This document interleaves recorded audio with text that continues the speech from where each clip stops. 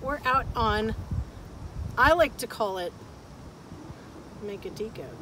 It's Menantico. It's Menantico. The Menantico Ponds Preserve. I was going Millville. Menantico. Yeah. Like, give it a little spin. Well, I'm from North Jersey, so you have to forgive me. Switch that stress around. And we're here with Karla. Hey, Karla. And Karla is from Citizens United for the protection of the Maurice River and its tributary. Pretty close. You know, the first workshop I went to, I was nervous to say our name because it's such a long name. It's so long. It is long, but it really explains what we are. So we're Citizens United to protect the Maurice River and its tributaries. Oh. And you didn't get watershed in there too? We could have. Been like we could 1,700. have. But so just recently, a couple of years ago, we shortened our name to CU Maurice River. So right. I like that. See you, Maurice River. That's right. So who's Jane? Jane Galetto. So Jane Galetto. Super Jane. I like Super Jane. She is Super Jane. She became involved in our organization back in '79 when it was founded. Many citizens came together in order to object to the building of a hazardous waste site on the Maurice River. And the group grew and grew. In 1986, it was incorporated as a 501c3. And the group worked to get a national designation for the river, which it was awarded in 1993. And that's the wild and scenic designation. And so important for a lot of different reasons. Very, very important. For funding, for recognition, for well, it recognizes the outstanding resources of our river, not just the natural, but also the cultural, and the interplay between the two. You know, the old oystering industry and the sail lofts. They're all very interconnected with the health of the natural resource. So this designation recognizes the Maurice River and the culture of the area as nationally and also globally important. So CU Maurice River is also a partnership organization to the National Park Service. Right, got it. What's your part? What do you do? So I am the program manager. What? That's what I do. I'm the program manager, and what I do, square dancing. Hey, charge of fun. Hey, see, she did. That's hey. That's a Fails, good idea. hey. That's a good idea. We do have social events. Nice. We have. It's important. We do have dances. Yes. Our fall fundraiser is a dance. I could be your DJ. We could do like an old funk disco I would night. enjoy that. I would enjoy that. I would be, or a reggae night. I'd definitely be. I'd be your happy DJ. I like that idea. Yeah, let's do it. I'm going to be calling on you. Please do. I like the idea of a reggae That's night. 201. Yeah. 555. So what do I do? So what do I do? As the program manager, what I'm charged with is getting people outdoors. Nice. And creating those opportunities, whether that's volunteering or participating. And what I aim to do is create awareness of this amazing treasure that we have right here in New Jersey's backyard. It's so beautiful. Yeah. I went to Stockton back in the early to mid 90s, and I stayed on campus. Oh, not on campus. I lived off campus, but I stayed in the area all 4 years because I love it. I mean, it's so beautiful down here. Yeah. People just don't know. So I've been all over Batstow, all over the rivers in Atlantic County, and it's heaven. It's heavenly. I think the pine forests of New Jersey are some of the most underrated, abused, beautiful natural area in the whole world. There's smells in that forest that I've never smelled before in my life, and I'm not talking bad smells. Yeah. I'm talking like pine smells. If I could bottle it, or the wetland, the smell of the wetland as well. It's like heaven. All kids notice it when you go over a bridge in South Jersey. It reminds me of my childhood. Yeah. Just happy childhood. Being So down here. the Pine Barrens, we actually, two of the tributaries of the Maurice River are part of the Pine Barrens Preserve, and that's the eastern shore of the Many-Muskin and also the Muskie Creek.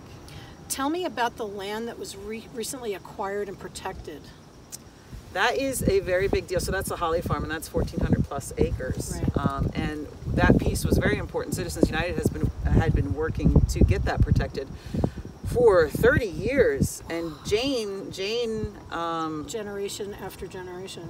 Yeah, well, Jane had been there from the very beginning, and that's one of the things that CU has been elemental in or fundamental in is the preservation of lands within the corridor of the river. So if you look at our river in Google Maps or some type of satellite imaging, you'll see that the shorelines of our river are mostly green. They're undeveloped, and so that's protecting, you know, the water quality, and it's protecting the fish, and it's protecting the birds and all of the wildlife, and also the flora that sustain these the food web. So it's really quite important. And Jane has been, you asked me before who Jane was, and I don't think I did her justice. Right. And yeah, she has been a leader in South Jersey and all of New Jersey for over 30 years now. And you know, she was a driving force behind the Wild and Scenic designation, which you know, I said before, it recognizes the values of our river, but it also works as clout for us to bring money into the area.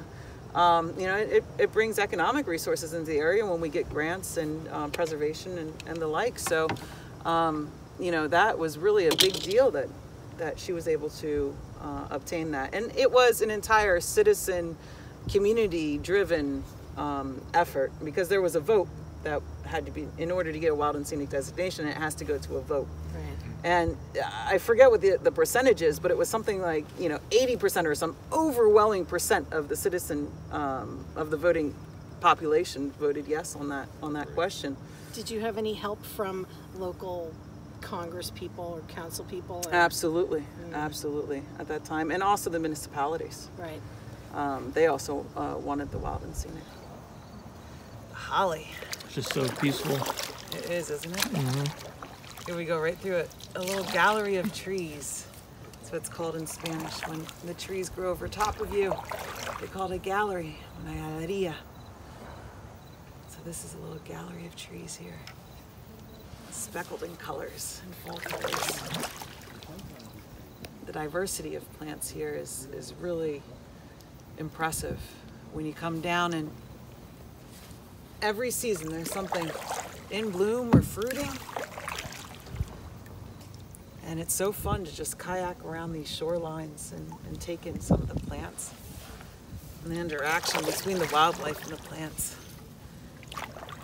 the butterflies and the caterpillars, the birds, and got some eelgrass underneath of us here.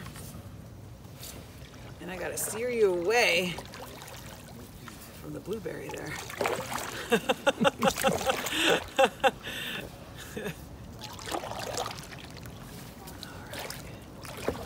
Give out of that boat to come around.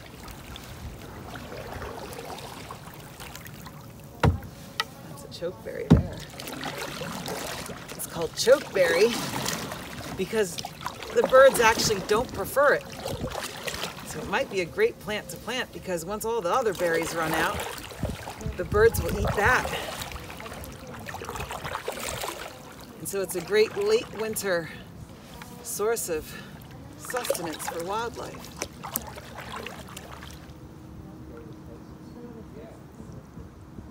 I love this place.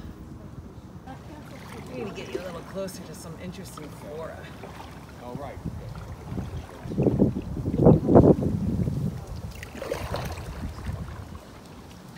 Yes, I know. We did That's a cedar there, also called juniper, and it is, let's look at this, juniper is the source of gin, but the berries that are actually, they look like berries, and people call them berries, but they're actually cones. And the males and females have different colors. The birds just go nuts for a cedar.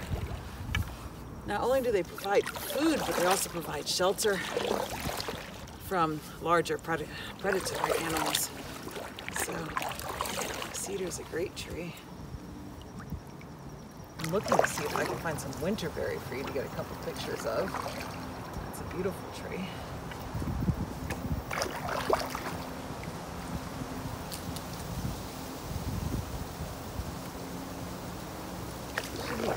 Here because I like that.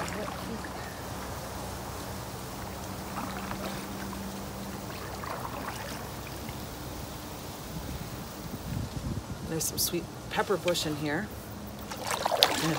And the story on that is that when it's in bloom in springtime, the Native Americans used to take the bloom and they would put it in water. They would froth up, and it's so aromatic. It smells so good when it blooms. Oh, you can smell it from quite a distance. And they would use it as a perfume or soap.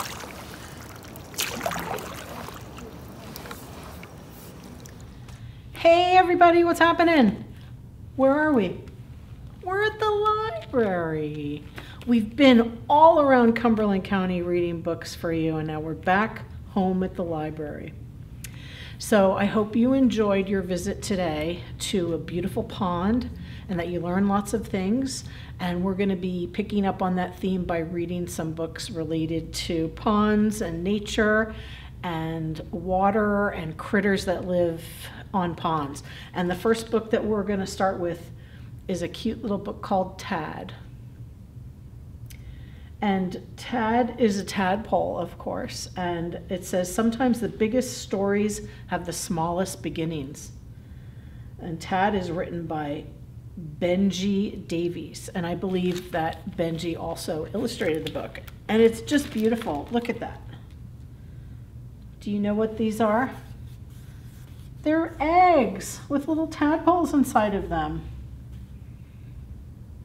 Isn't that cool? And you know where you can find these? Under the water at a pond. So here's Tad by Benji Davies. And Benji dedicates this for all the small people who want to be big people, especially for Esther. All right, Esther. Ooh. Here we go. You ready? I hope you enjoy it. Tad was a frog. Well, that's not quite true. She was almost a frog. Look how beautiful that is. You see little bubbles Tad's making? Tad was small, smaller than her Tad brothers, smaller than her Tad sisters. Tad was the smallest, almost a frog, in the whole wide pond. She was so small that she had to wiggle her tail twice as fast as any of the others just to keep up. "Keep up," they would say, "or Big Blub will get you." Big Blub. I don't know about Big Blub. Oh, look at Big Blub. Tad had never seen Big Blub. Big Blub, as they say, was a great, big, nasty fish. Big Blub swam in the deep, dark, murky part of the pond. He was as old as the mud, they said. He would wait until the sun went behind the clouds, till the whole pond was gray. Then he would glide out from the dark patches and... dun dun dun! Gulp! No, Tad did not want to know. She decided not to believe in Big Blub. There is no Big Blub. I don't know about Big Blub. What are you talking about? But just in case she kept to the shallow, sunny parts of the pond where Big Blub could not get her. And when the sun went behind the clouds, she carefully hid behind the rocks and plants, hoping that Big Blub would not find her. That's a hard word, 2 hard words to say together. Big Blub, Big Blub, Big Blub, blah, blah, blah. That's what I would say eventually. Day by day, the tadpoles grew. They grew back legs, then front legs. They grew webbed toes, and their legs grew longer, and their legs grew stronger. Stretching their forelegs as wide as they could, they felt like they wanted to climb out of the pond. They rushed into the shallow water quicker than you and I could blink. Swoosh, wiggle, swish, swish, wiggle, swoosh. Their tails got smaller and smaller until they no longer had tails at all. "We've lost our tails! We've lost our tails!" they cheered, all except for Tad. Tad still had her little tail. Every night they would find a big leaf and curl up together. But as the nights passed, Tad noticed fewer and fewer tadpoles to curl up with. Each night, Tad counted her tad brothers and tad sisters. 10, 9, 8, 7, 6, 5, 4, 3. Where had they all gone? She didn't like to think. Like she still had her tail. Tad played in the shallows with her last tad brother and her last tad sister. "You can't catch us, Big Blub," her last tad sister called out into the shadows. But soon there were just two. "It seems that there are fewer of us than before, don't you think?" said Tad to her last tad brother. "Don't you think?" Look how long his legs are. He has no tail at all, and she still has her little tail. And then there was only one. But she was strong, and she was clever, and she knew all the best hiding places. Big Blub would never catch her. Look at little Tad. Oh no! Big Blub! Tad swam faster than she had ever swam before. I don't really see her little tail anymore. Look at Big Blub. He's just like, "Where's my lunch? Come here, little tadpole." It's rough in the pond, I tell you. Then Tad did something she had never done before. And up, she swam up and up and up and up and up. Wah! Big Blub sank back to the deep, dark, murky part of the pond, back to the mud where he belonged. Glub, glub, glub, glub, glub, glub, glub, glub. And look, you could see little Tad's legs. Tad climbed up onto a rock, her big round eyes blinking at the bright sky. It felt good to be out of the water. "I've lost my tail, I've lost my tail," she sang. Tad was a frog. She had a funny feeling, a twist in her belly, spreading out to the end of her little toes. She coiled up tight like a spring and jumped. Whee! Whoa. Do you see all her little frog brothers and frog sisters? Because they're not Tad brothers and sisters anymore. You see them all? She finally did it. She made it. And that was it. Now they're all curling up on a leaf above the water. Wasn't that a great book? Look at that picture. So cute. And here we've got a friend. This is a froggy friend. No tail. This frog was once a tadpole, but now he's a full-grown frog. How's it going? Oh, it's okay.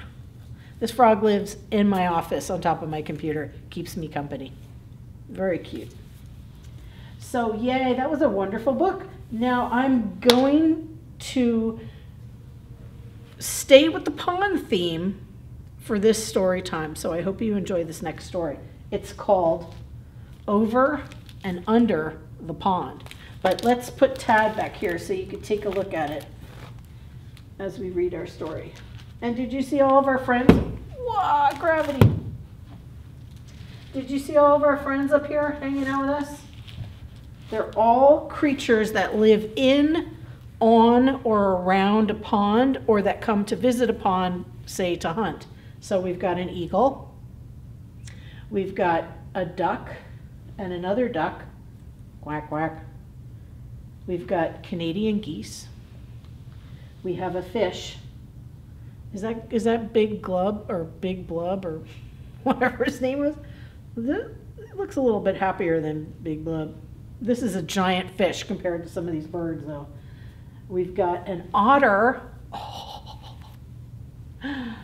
Otter rests on his back like that on top of the water and eats underwater plants and also fish and crayfish. Whoa, they're so cute. And we've got some other assorted birds that make their home on the pond. I live on a pond, and I saw 5 otters about 4 days ago. They were just skimming off on the little bit of ice that was left from a cold night, And also there are 2 swans on my pond, and they are enormous. They make the Canadian geese look like little ducks. They are just really giant birds.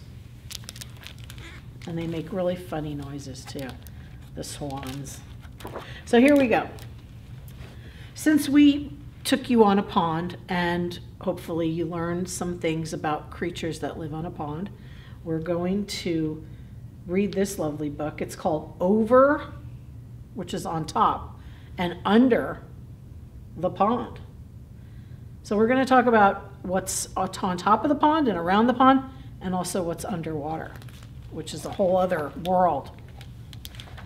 Yes, and this book is by Kate Messner with art by Christopher Silas Neal. And it's for Matt and Ben and Jasper and River.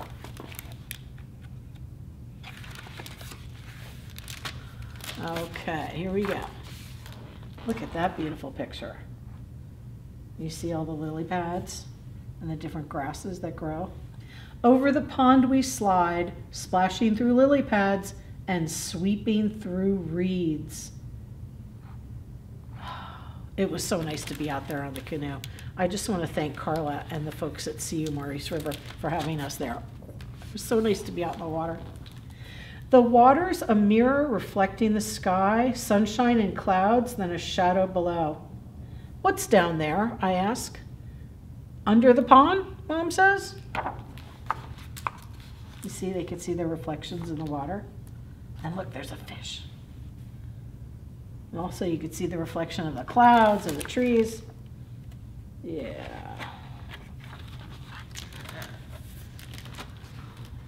Under the pond is a whole hidden world of minnows and crayfish, turtles and bullfrogs.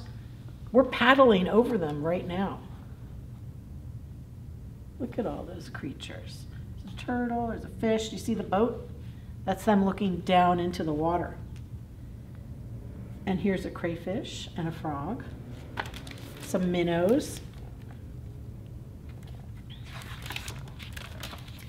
Over the pond, we skim past tall rushes, whirligig beetles loop and twirl, and skaters. They are like skaters on a warm summer surface. Under the pond, the minnows dart through the waving forests of grass, while a brook trout lurks, ready to lunge. What? They want to get that minnow. Have a little lunch. A little sushi, if you will. Over the pond, we lift and dip and pull past a row of painted turtles on a waterlogged tree. Look at those turtles. They slip off and away, splash, gurgle, sploosh under the pond. Do you see their red bellies? I don't know if it was in today's segment, but in one of these segments that we do about the pond that we're on, we're going to see some turtles. But if we've already seen them, how cool was that? 3 of them in a row on a log. Ah! Over the pond, cattails rush and shush in the wind. Listen close. Cook, Larry. Red-winged blackbirds race by. One has grass for her nest. That's the male red-winged blackbird, and that's the female red-winged blackbird, and that's their nest. Under the pond, a caddisfly larva builds a home of her own, a secret shelter of pebbles and sand.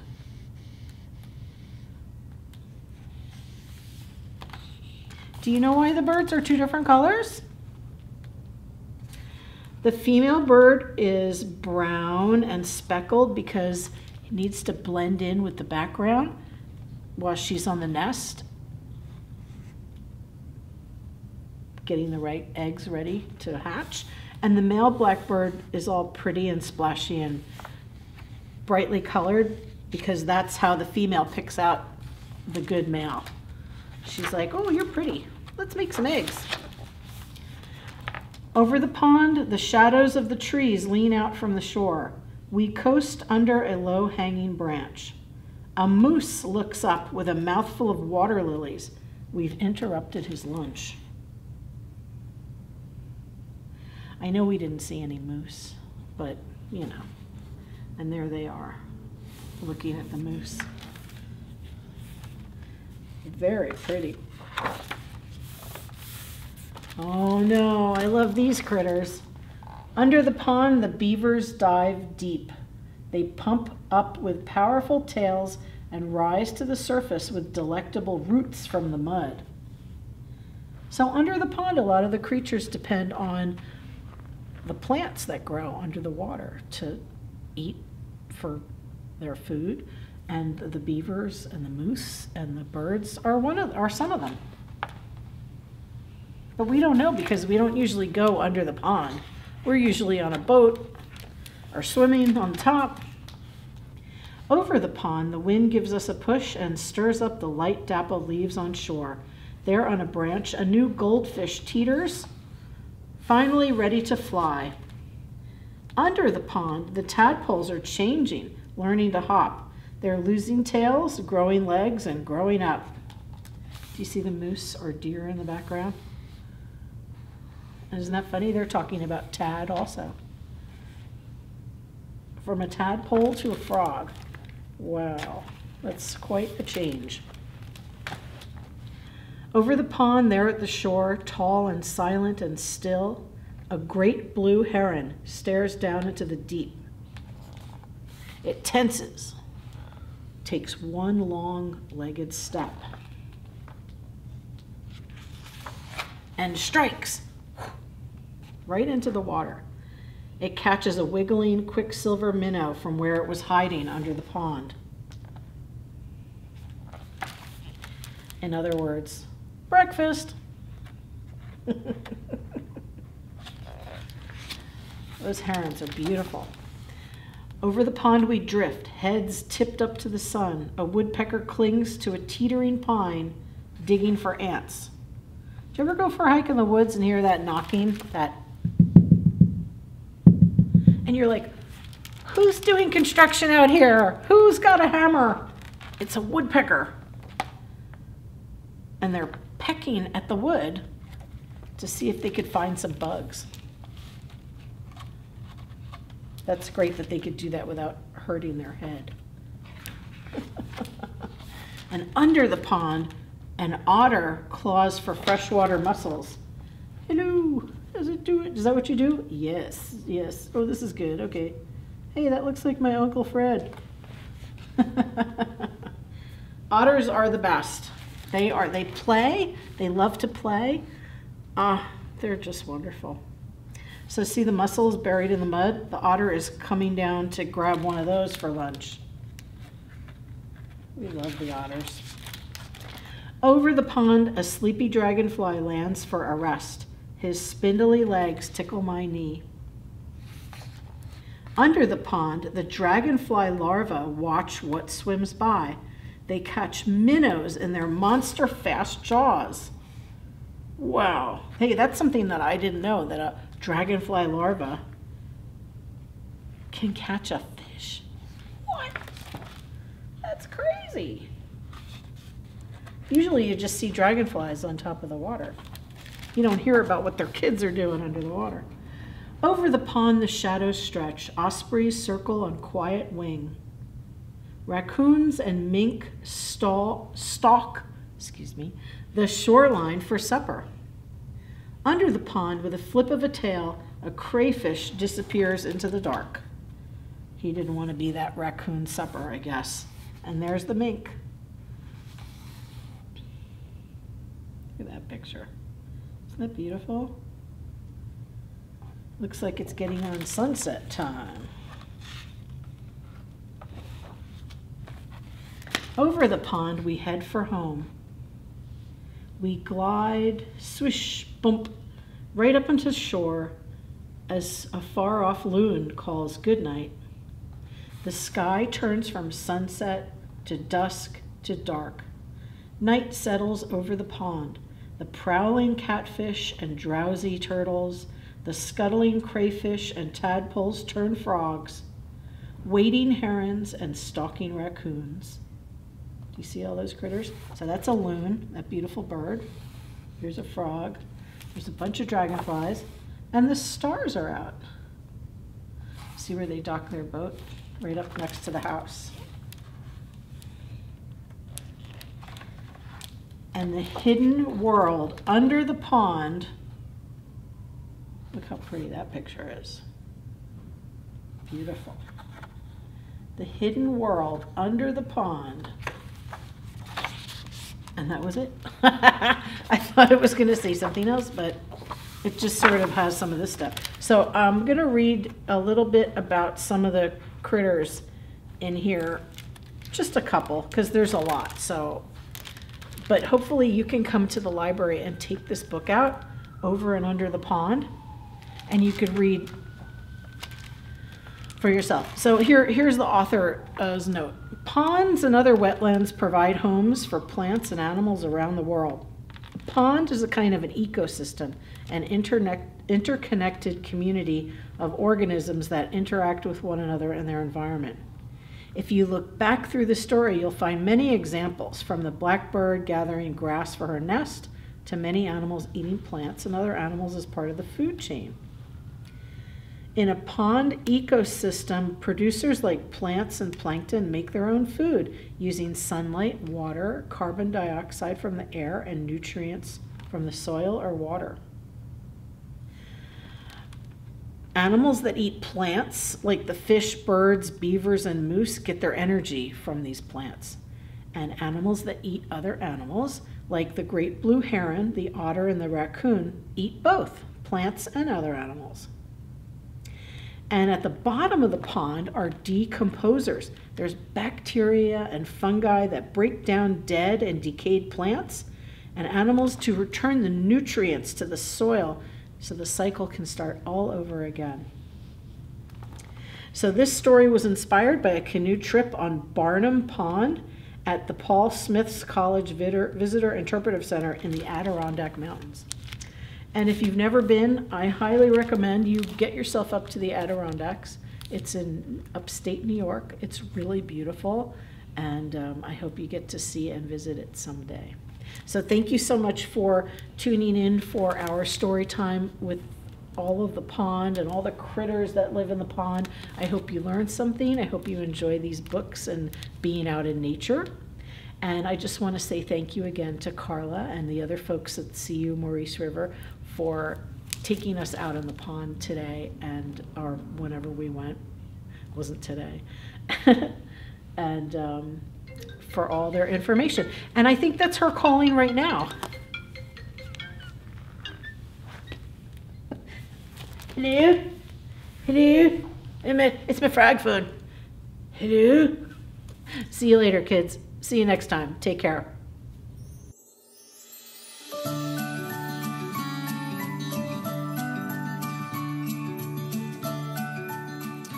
Hey everybody, what's happening? It's crafting with Miss Adaria and her fabulous hands. Hey, so today we visited a beautiful pond and we saw lots of cool creatures and the water and the trees and all that groovy stuff. And a big, again, thank you to Karla and CU Maurice River for lending us those wonderful canoes and taking us on a tour of the Menantico Ponds. Hey! Old dog can learn new trick or word pronunciation, as it were. So today, guess what we're going to do? We're going to make a pond. What? Yes, I said it. So it must be true. Here's a little model that I made. Isn't that a cute little pond? So you're going to use 3 layers of construction paper. You're going to have your soil, you're going to have your green, and then you're going to have your blue for the water. So let's start in, and what I'm going to do is this. This is going to make it really super easy. You're also going to need a glue stick and a pair of scissors and something to draw the outline of the pond. So we have some of our pond friends here. We have a froggy, and we have a beautiful duck and a lovely otter. Wait, wait. So what we're gonna do is we're gonna take these 3 pieces of paper and put them right on top of each other, right? And then I'm gonna draw a pond shape. And it's just sort of like, you know, whatever you want your pond to be, just use the whole piece of paper. You can make it wavy like I did, or just a big oval or a circle, or you can make it any way you want. And what I'm going to do is I'm going to cut out all 3 pieces of paper right on the line.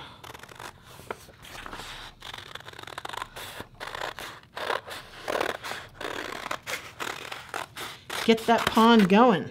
Save these scraps because we can use them for stuff around the pond, like grass and other things that makes up a pond.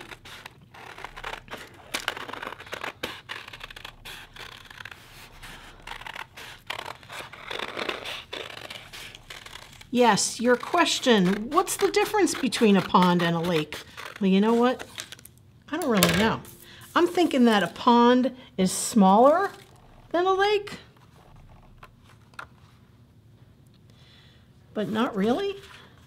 Okay, so now here you have your 3 pieces of construction paper. Soil, growing stuff like plants, and water. So you're going to make this green one a little bit smaller than the brown one. And how you're going to do that is you're just going to follow the same line all the way around. So we're just going to cut in maybe about an inch or so, and then follow the same line all the way around so that you have about an inch all the way around the outside of the surface. I mean the outside of the grass.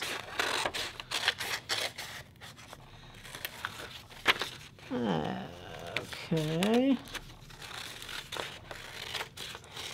And finish pretty much just where you started. So look, you have a cutout. Ooh, it's like a little frame. So see that? It fits on there. Now with your water, you're going to do this. You're going to go like this, and you're going to draw the outline of your water. Actually, no, you're not going to do that. I'm sorry. What you're going to do is, no, you are going to do that. You're going to draw the outline of your grassy area that goes all the way around the pond. And then you're going to cut in a little bit from that. So you're going to go in like about that much. See where the line is? You're going to go in about an inch. And again, follow the curve of the pond. See if I can get my scissor in there. There we go. So that the blue will fit inside of the green. It doesn't have to be exact, and you don't have to go exactly an inch around the whole thing, because the way things grow around a pond is not exactly the same, right? Sometimes there's a little more grass. Sometimes there's a little more water. So there's your soil. Here's your grass. Wait a second.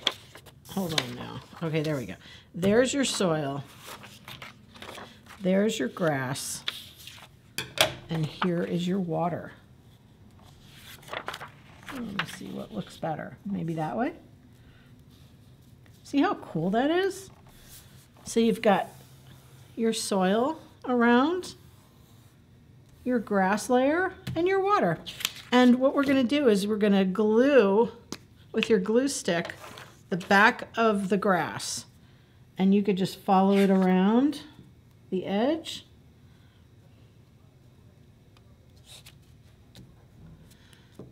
And give it a little something in the middle so it stays. And glue that puppy right on there. And smooth it down with your hands. Yeah, hands are great. Boop, boop, boop.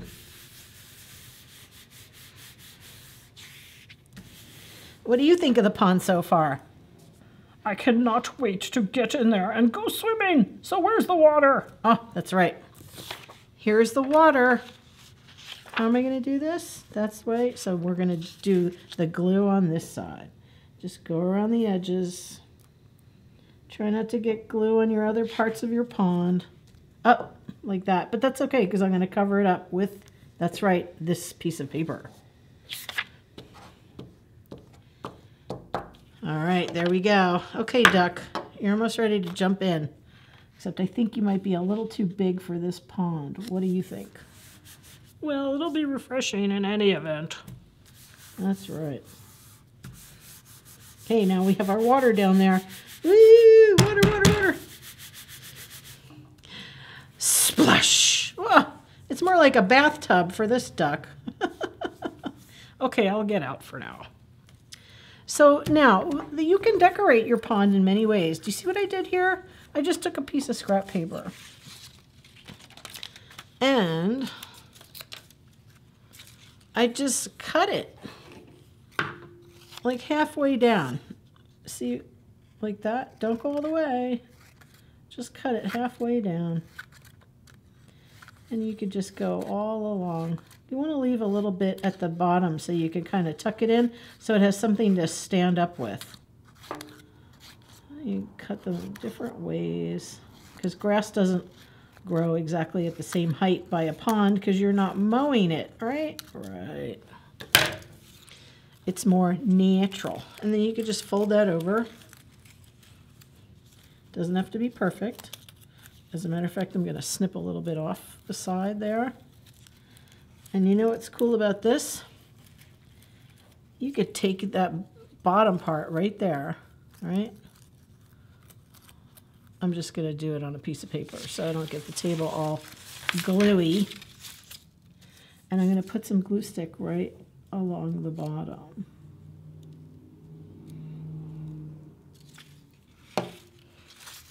And then just stand that little grass up right here, right by the edge, so the critters have something to hide in. And look how cool that is. There's your little grass. And here, we'll have some more. We'll do this. Give us a little more glue stick. Get it on the piece of paper. Here we go. Look at this. You can have your other grass right here on this side of the pond.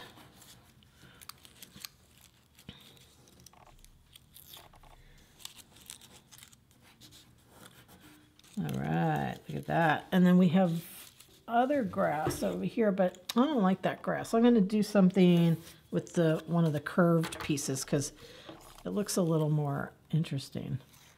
So again, I'm just going to cut almost all the way down. Just leave yourself a little room at the bottom. And you can make your grass or whatever this is supposed to be growing, maybe cattails or reeds. You can make them all different shapes and sizes. I'm going to fold that so we have something. Oh, there's a little piece popped off. We can put that somewhere else. And what else grows in a pond? Lily pads, right? Those little green looking Pac-Man guys, I like to call them. Little Pac-Mans. Or Ms. Pac-Man. Pack people. There we go. There's the term. And we'll do some of them next too. So here's a little more grass. You could put it on this side. You could just push it down with your fingers and bend the grass over. And then it just kind of pops right up. So look how cute that is. Here, let's do this one little piece right here. This grass can live all by itself over in this corner. Because sometimes when you look at a pond, some parts of it have a lot of growing things on one side, and some parts of it don't. And I don't know exactly why that is. Maybe because there's a lot of fresh water coming in from a creek, and things don't grow so much over there. Maybe they grow where the water is a little more quiet. But I'm sure some scientists will say, no, Adaria, that is wrong. But I'll look that up. I will Google that. So what else can we put in our pond? How about a couple of beautiful flowers? I cut out a couple of flowers. You can have a flower in your pond. You know how lily pads sometimes have those beautiful pink flowers? So look, here's your lily pad. It's just a circle with a triangle cut out of it. A little circle with a triangle. Here's another one. And look, I made a super tiny one too. Little Pac-Mans. And creatures use these to land on and to live in and to crawl on top of, like frogs and dragonflies. They're pretty cool. I don't know if they're anybody's food. Maybe. Remember the story? I don't know if we read the tadpole story for this craft, but the tadpoles were using these leaves to hide around. So there are your beautiful lily pads, and here is a flower. You can make anything you want for your pond, really. You know, I could make another, I'll show you how to make a lily pad, and we could do one that's a little bit bigger. So you're just going to cut a circle. A circle, a circle. It's different from a square, right? And then on one side, you just do a little triangle. You put a little glue on it, and you're good to go. That one is a little bit of a different color. So how do you like your pond so far? I think it's awesome. How about if we cut out a fish? I know we really can't see a fish, but sometimes you can see the fish underwater when they're swimming by. So we can make a little fish here. He'll be our little blue fish. Let's see if I can make a better tail.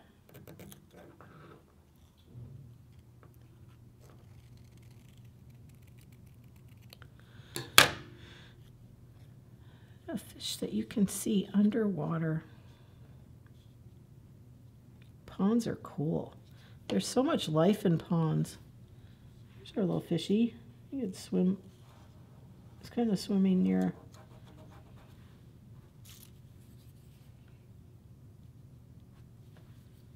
He's swimming near the lily pads.